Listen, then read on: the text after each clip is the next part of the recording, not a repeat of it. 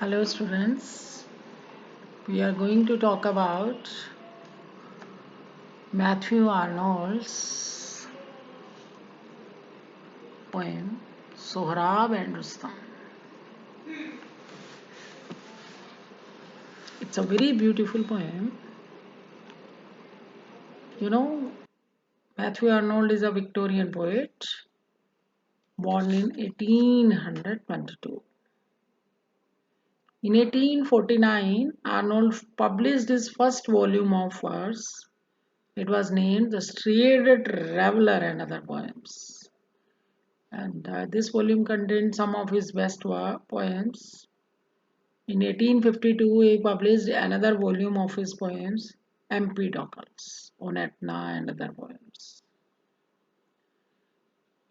In the version of 1953, he included the best of his previous work, and Sohrab and Rustam. In 1855, another volume from his pen appeared, which is chiefly noted for inclusion of a long narrative in blank verse called Baldev Dutt. In 1851, Arnold was appointed an inspector of schools. Then, of course, he had to perform number of duties. He has to carry out his responsibilities, so he couldn't write. Then he left that. Once again he turned to poetry, and his prose work at this time was mainly critical. It is given to the work as essays on criticism. He set himself at this time to establish the superior claims of criticism.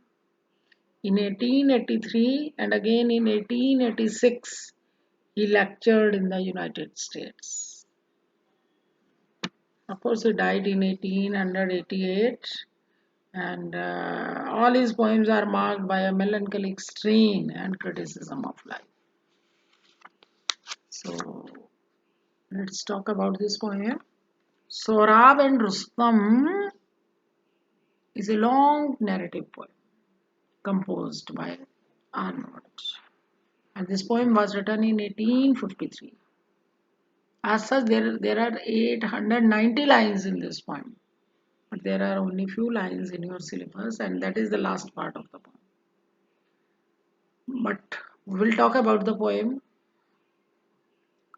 as a whole, only then you will be able to understand that poetic beauty of those lines which are there in your syllabus. And so the poem is Arnold's attempt at handling Oriental themes. It is based on an episode from the Shahnameh of Firdausi. Rustam was one of the bravest Persian heroes. He was responsible for driving the Mongol hordes back in their attack on his native land. His son Sohrab came to fight on behalf of the Tartar king Afrasiab. In the single combat which was desired by Sohrab, है ना, द्वंद्व युद्ध था दो जनों के बीच में. Rustam slew him. तो उस combat में रुस्तम ने सोहराब को मार दिया. Only after the fatal blow was struck, Rustam learned that he was the father of the slain hero. जब उसने आखिरी वो इतना भयानक उसके ऊपर अटैक किया, तब उसको पता चला कि जिसको मारा है वो उसका बेटा है.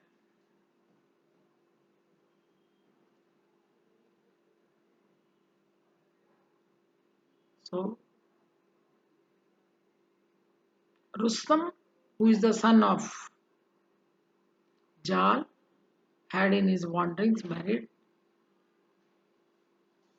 Hamil. है ना, जाल का बेटा था वो. ठीक है. रुस्तम ने घूमते हुए अदरबैजान अदरबैजान प्रांत में एक नगर समेरेन्स के राजा की पुत्री तहमीनेफ से शादी कर ली, and he had a son from her, है ना।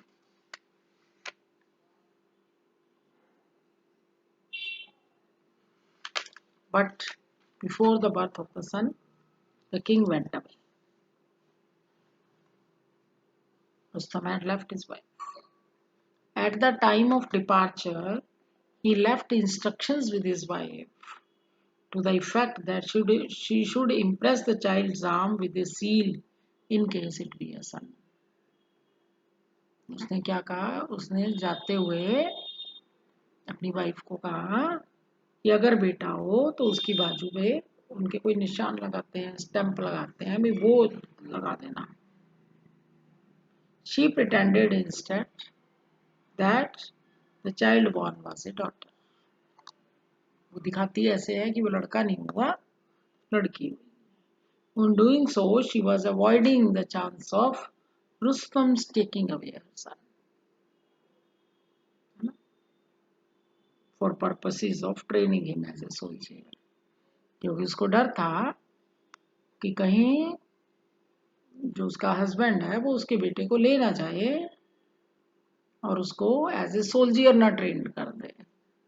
वो नहीं चाहती थी कि उसका बेटा जो है वो एक सोल्जियर बने, एक वॉरियर बने. ठीक है. When Sohrab grew up, he sided with Afrasiab, the Tartar king. In the last fight between the Tartars and Persians, Sohrab fell in a single combat with Rustam. आखिरी फाइट थी तो उसमें उसने तातार और Persians के बीच में, तो उसने अकेले फाइट के लिए इनवाइट किया.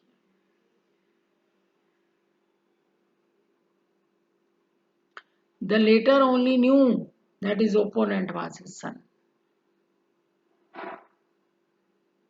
when he was shown the griffin mark impressed on the youth's arm. जब उसने उसकी बाजू पे वो निशान देखा तब उसको पता चलता है, जब वो उसकी बाजू पे ग्रिफिन की सील देखता है तब उसको पता चलता है कि ये तो उसका बेटा है. But now that is too late. तब तक तो बहुत देर हो गई. At the end of the poem, which is there in your syllabus, we see the pathetic scene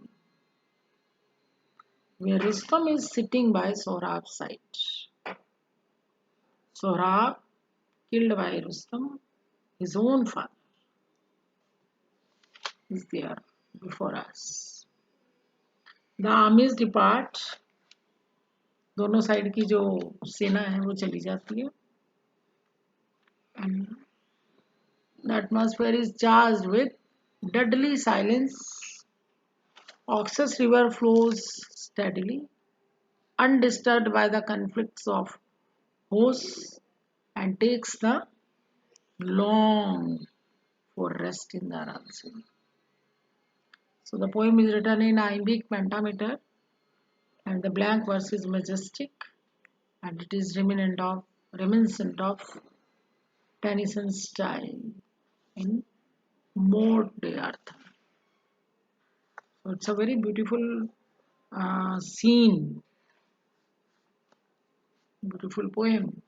Scene in the sense because a very small extract is there in your syllabus. So we should move on to the text. Let's see.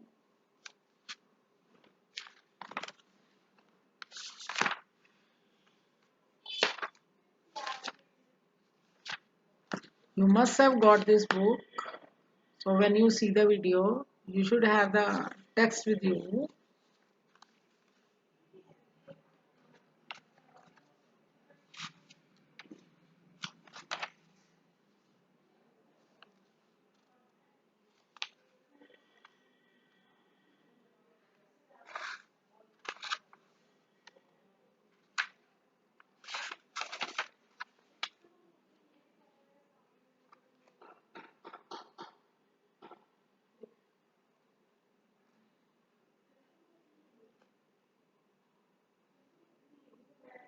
So you see, the poem opens with the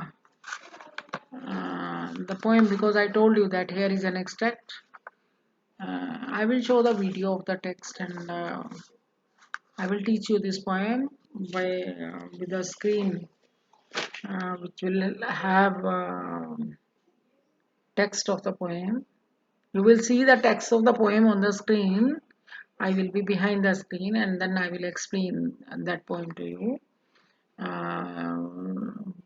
Today we are just doing a introduction. We are just trying to understand what is there in the poem.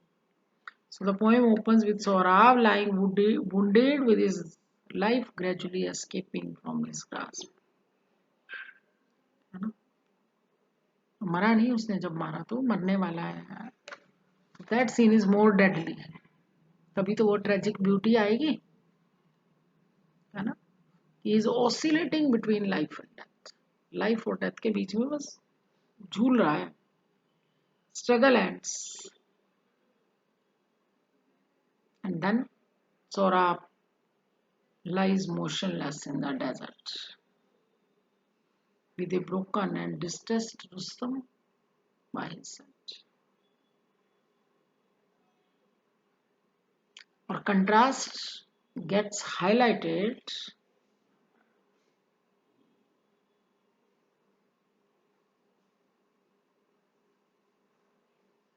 by the fact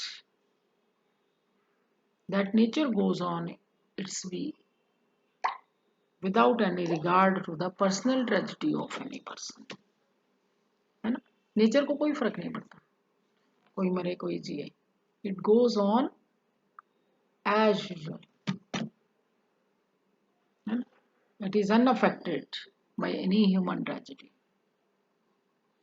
Not only this, even the armies on both sides, they also resume the war in a routine manner. So in the concluding part of the poem shifts, or we should say the poet shifts his focus from Rustam and Saurabh, and he also starts talking about the beauty of nature. Originating from the plateau of Pamir, the river Oxus flows in a majestic manner, in a wavy path, till at last its waves merge with the Aral Sea. है ना? River का final destination क्या है? Aral Sea. The movement of the river is in fact implied comment upon the nature of life. Life also originates, and after completing its course like the river, it has to ultimately merge with the infinite.